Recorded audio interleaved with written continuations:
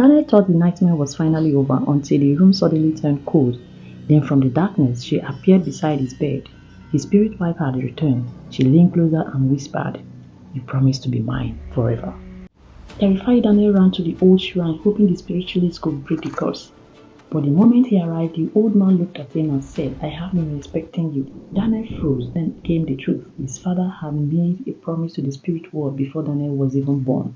There was only one way to end the curse. Daniel had to face the spirit wife and reject the promise himself. As the ritual began, the candles flickered, the room grew cold, and suddenly she appeared. "Choose me, Daniel, or everyone you love will pay the price." Daniel was terrified, but this time he refused to run. He looked directly at her and said, "I don't belong to you." The spirit wife screamed, "You promised!" But Daniel stood his ground. "A promise made for me before I was born is not my promise." The moment Daniel said those words, the entire shrine exploded with supernatural power. The candles went out, the windows burst open, the walls began to shake, and the spirit wife screamed in fury, "If I cannot have you, nobody will." Daniel fell to the ground as the spirit rushed towards him, but then something unexpected happened.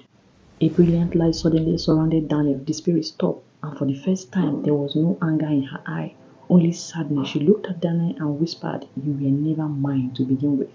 Then right before his eyes, she disappeared. When Daniel opened his eyes, it was morning. The curse was gone, the whisper had stopped, and for the first time in years, he could finally breathe. He walked away from that house and never looked back. Because sometimes the promises made by those before us are the chains we must find the courage to break.